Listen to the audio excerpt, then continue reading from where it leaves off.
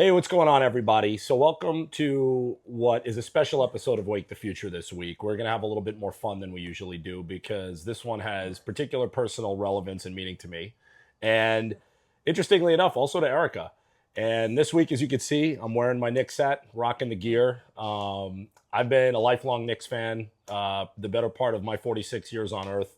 I've been suffering as a Knicks fan for most of my life. I probably really got into the team when I was maybe 8, 9 years old. So it's been 4 decades of misery for the most part.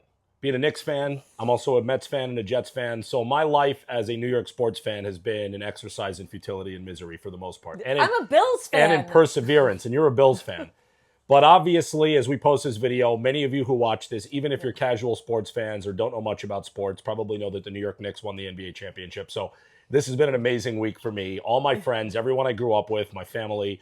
And one of the really, really gratifying things during this whole run has not only been how excited our son is, he's now 9, how excited he's been to see all of this happen because he's become a Knicks fan through me over the last couple of years, and he loves the NBA. But also you. And the thing is, you've always been kind of a casual, I'll call you a casual sports fan outside of the Bills. You've always been rabid about the Bills because of where you're from and where we live. But the reality is that, you generally haven't gotten all that much into the other sports. Even when, the Mets are making a run, you get into it a little bit. But this Knicks team really, really pulled you in. And the last couple of years, you've really gotten into watching basketball. And this year in particular, your excitement, it made it so much more fun for me because we could all get into it as a family. Well, these games have been absolutely epic. You don't have to be a Knicks fan to even just be so into what the whole playoff season, let alone the championship was. But I was telling you the other day, I really love these guys. It is such a team. And the entire thing has just been so awesome to watch.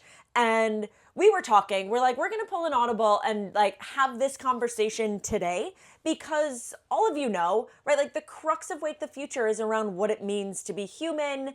And we're not even going to touch on technology at all today because it's not about that. It really is the fact that at this one moment too, it's just such a spotlight on what it means to be human. It is it right there. Yeah, this team has been really special. And so again, I think that some of you who see this are going to naturally kind of tear out into those who have been following along and love basketball and know about the Knicks, and others who are yeah, I've kind of heard about this, but what's the deal?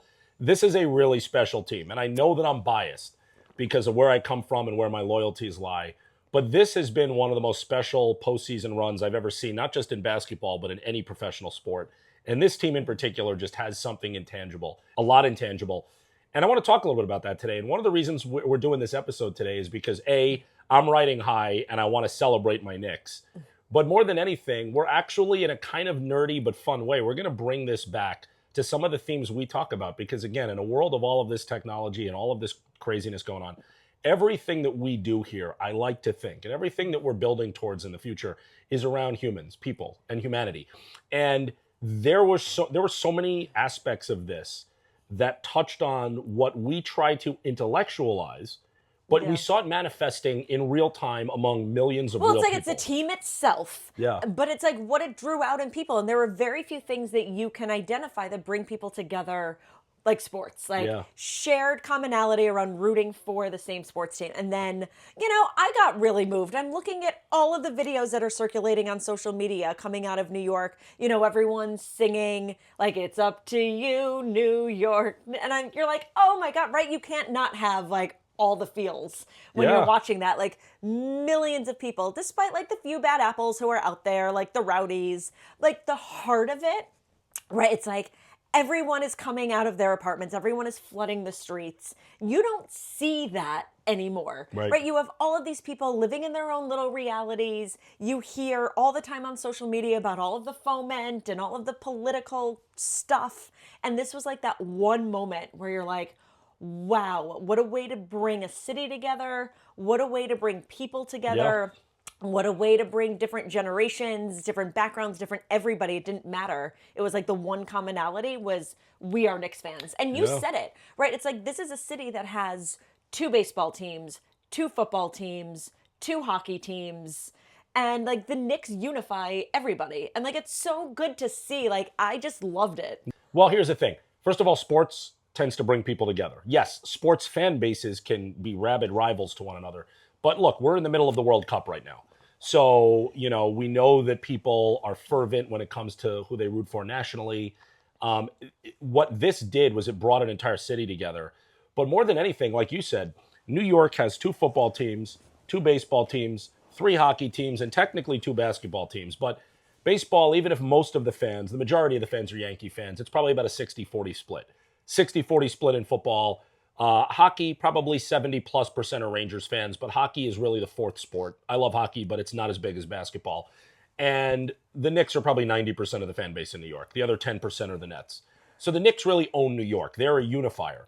And what's interesting is, you said it, we live in these times where everything is politically divided. Everything is polarized.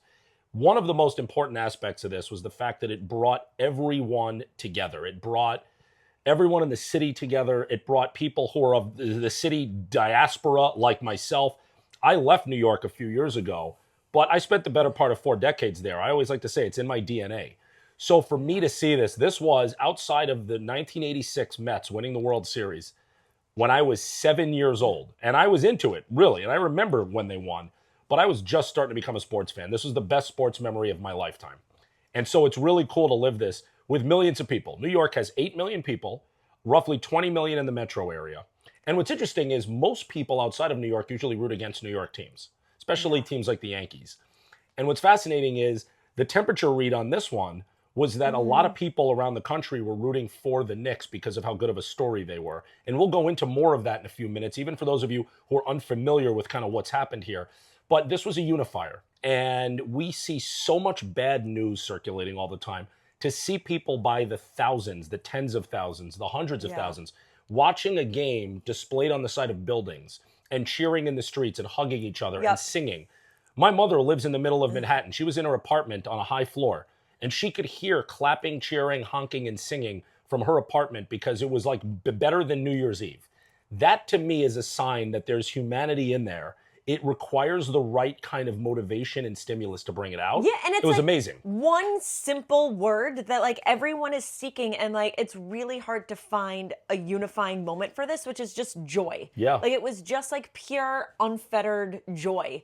And a lot of people don't experience those moments en masse anymore. Like I saw a video and some guy had like a dozen pizzas stacked up and he's just like throwing them into the street and everyone's cheering. Everyone's like hanging off of the fire escape in their balconies. And I'm like, this is awesome. And then for me, again, like what really drew me in is as a non-fan fan, was that story. And I was telling Jared, I'm like, what I love about them is the fact that like you have this team that feels very much like a team. And yes, someone like Jalen Brunson has emerged as this huge superstar, right? But it was never just about him. And knowing, right, that like, you're gonna be so proud of me with all this knowledge, right? That like he played with several other members of the team at Villanova. And it's like these guys feel like a brotherhood. And it's so rare in sports do you see that. I mean, as a Bills fan, right, like it's all around Josh Allen and it's great. Like he's the golden boy. But like you're getting such a different feeling from the Knicks this time that it's like everyone, it's like the blood, sweat, and tears and such hard work. And then even in interviews, it's like they're super humble. Like they're almost like really awkward. They're all just like, I think, so grateful for this moment. They're so grateful for this moment. And there's so many lessons to be pulled out of this. You know, we talk about the fact that this was a unifying event for the city and for millions and millions of people. This was also a unifying event cross-generationally. So the fact is, one of the things that we just did a recent episode about was lamenting some of the characteristics of Gen Z, or I should say some of the factors that they face. They're facing an uphill battle as they are in early adulthood and trying to figure out their futures and their careers, and are too many of them shut-ins and spending too much time online. And then you see an event like this and they're out in the streets. And it's like barriers broke down instantly, where all of these other layers of technology and all of these other things that are so omnipresent all of a sudden evaporated. And it's proof that you just need the right environment. You need the right, again, stimulus to get people together and show that there is this common foundation. You can strip away the layers of bullshit and you can get to this common foundation. It was so damn inspiring. So that was number two, was that kind of thing. the other part of it, as I just alluded to, is the fact that so much of this experience was analog. I mean, people, outside of people holding up their phones, which they do now, I do, I'm guilty of this, holding up your phones when you're in an experience like that to chronicle it, to be like, I was here. Everyone was present. They were in the moment. This was an analog experience. It also brought out a sense of play. We did an episode on play. The fact that this is all built around a sport. And this is the fact that people came together in a kind of jovial way around play. A lot of these episodes that we've done that we've intellectualized came to life in what just happened with the Knicks. And so we get to the characteristics of these guys as a team, like you were just talking about. And look, I can speak to this as someone who follows the NBA very closely. Today, the NBA and most pro sports, you could argue this is the case with the NFL, with Major League Baseball, a lot of it is about getting the bag, which basically means that athletes are trying to get paid every single dollar they think they're owed. I mean, these people are being paid inordinate sums of money on an annual basis to play what is effectively a kid's game. And what's interesting is every one of them just wants to maximize as much money as they can get. And every one of them is about stats and me, and self-aggrandizement because it gets them endorsement deals, it gets them contracts. And what do you do with this Knicks team? Jalen Brunson, for any of you who don't know, turned down what ultimately would have netted out to be about $113 million in net salary or gross salary, whichever one it is, because a year before he would have been eligible for what's called a supermax contract, and he would have made a crazy amount of money. He took an extension with the team for a far lower amount of money so that they could afford to bring in additional players to complement him to possibly win a championship. And fast forward 2 years and look what happened. Yeah. They won a championship. This guy, at the lower amount that he took, is going to have more than enough money to live 10 lifetimes. So he understood that there was a little bit of sacrifice needed for the greater good. And these guys are all humble. They don't like talking about themselves. That's the thing. They're so humble. They're all so quiet. They're almost goofy and weird. They're almost like nerdy and strange. Like they don't even... it's hard to pull words out of them. Half of them don't smile. Or emotion. Right. Half of them are like missing the emotion chip on the court. They're like Spock. And that's what makes them lovable, because then they crack smiles after the game. And you're like, smile, Ananobi. We love these guys. They're so like awkward, but I think that's what makes them so competitive. They have so much heart. Jalen Brunson has the heart of a lion. We talk about team building. We talk about culture. We talk about it in a corporate environment. To watch these guys at the highest level in the greatest pressure cooker perform the way they did, it shows that you can construct teams unconventionally if you have the right principles, and you could end up achieving the greatest levels of success. There was so much about this which made like bells and lights go off in my head, where I'm like, this is indicative of a winning recipe, but well beyond the basketball court. And these guys were friggin' awesome. Like sharing in this with you, sharing in this with our son. And they were so underestimated. Well, that's the thing. They did a poll before they went into the playoffs of NBA players, and you couldn't vote for your own team. And players were voting on who they thought would win the championship. And 0% picked the Knicks. Zero. Not one player on another team picked the Knicks to win the championship, and there they go. And they won. And not only did they win, they won 16 out of 19 games in historic fashion with the greatest point differential ever. Now, are they going to be a dynasty? I don't know. Will they repeat this? I don't know. But whatever happened this year was such a perfect storm. It was so magical. I needed it personally. We needed it. The city needed it. Yeah, so, it needed it. Yep. You know, again, I know I'm going on for a while here, but it's just like such a big week for me. My sports life, my sports fandom has culminated in this. We talk about things that are concerning a lot. Everything about this was good. But it was like humanity in its purest form. Yes. It's all of those things that, like, as we dissect all of the aspects of what it is to be human, and the skill sets and the capabilities and the capacities and all of these things, right? This was just stripping away everything to say, like, what does it mean to be human at its core? Yeah.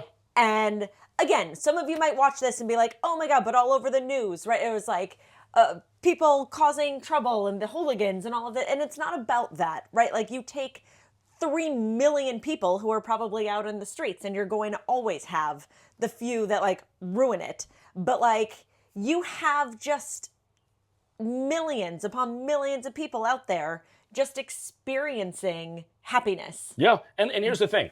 That's a good point you just made, because when I was online and I was looking at coverage of the celebrations, there's no doubt. Look, you have a city of 8 million people and a metro, like I said, of close to 20 million. You have millions of people out celebrating. Out of a mass that size, you're going to have maybe a couple hundred who are acting like complete idiots, and they cause trouble, and they did. And unfortunately, what happened is, as is always the case, even in a unifying event like this, you had politically polarized media covering this story differently. So obviously, you had right-leaning media who wanted to point out that New Yorkers don't know how to behave properly. And so here are the 5 idiots jumping on top of taxis or commandeering the bus. School bus, yeah. Now look, there's no excuse for that behavior. It's horrendous. But the vast majority of New Yorkers behave themselves and engaged in amazing revelry. Whenever anyone wins an NBA championship, a World Series, a Super Bowl in this country, you'll have 0.1% of fans who go cause trouble. That's just human nature for certain people, but most people engage in happiness. They engage in revelry. So to see the news coverage of this politicized was an indication of what's sick with our society. But what's right with our society came full force. It came out. And I'm just so over the moon about this. Like, I told Erica, again, she may never see me experience a moment like this in my lifetime as a sports fan. My hope now, but it was so epic. My hope now, based on where I live and who I love and who I'm with here, I hope the Bills are going to win a Super Bowl because that would be epic for so many people I care about. And it's highly unlikely, given their history. I saw something that the original stadium was built in 73, which, was the last year that the Knicks won the championship. Yeah. And they just won again in 2026, and the Bills have a new stadium this year. Well, so maybe that's the correlate. Maybe the Knicks win championships when the Bills build stadiums. Yes. So you never know. So I'm going to editorialize here. Jalen Brunson, I've seen this guy in person a couple times, including at games. He's not 6'2". He might be pushing 6'1". By my estimation, at his size, this is the best player in the NBA. I haven't seen a player with this kind of heart. First of all, he's the 3rd or 4th player his size in the history of modern basketball to do what he's doing. But it feels like such a modern day David and Goliath. It is David and Goliath. Like, you watch him versus Wemby, that's David and Goliath. Well, late in the 4th quarter, he took it right at Wemby, the reigning defensive player of the year, a guy they call the Alien. He is 7'4" to 7'5". They've never seen a specimen like this before. And Jalen Brunson took the ball at him, and on the same drive, bodied him twice and went underneath him and scored. And it was one of the key baskets of the game.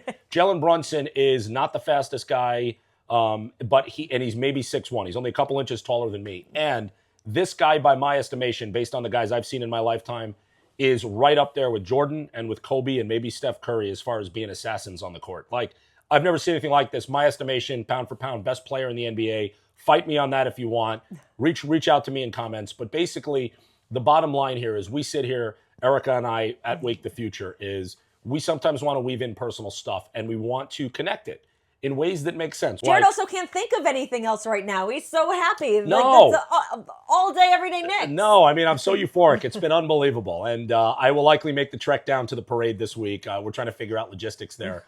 But, again, the fact that this was all about play and it was about unity and the fact that it was about, generations coming together and people being off their screens and being out in person and being present and rejoicing with one another. Team building, team chemistry, team composition. Again, just the power of joy. The power of joy and humility and making some personal sacrifice and a will to succeed, a will to win. Everything about this was magical. Perfect storm. We may never see it again. At least I may never see it again as a Knicks fan. I hope we'll see it again next year, but you can't make any guarantees in this world. But yeah, I mean, I just think that this is a really cool time for us and a cool thing for us to share with all of you. So next week, we'll return to form with probably a more standard episode of Wake the Future. We're probably going to pick up on some of the themes we talked about in the last few episodes. We have some good stuff coming down the pipeline. Share your thoughts and comments, follow, subscribe. Let's go Knicks. And we'll see you guys soon. If you enjoyed today's conversation, follow, and subscribe to stay ahead of what's next. I'm Erica Orange. And I'm Jared Weiner. Thanks for waking the future with us. We'll see you next time.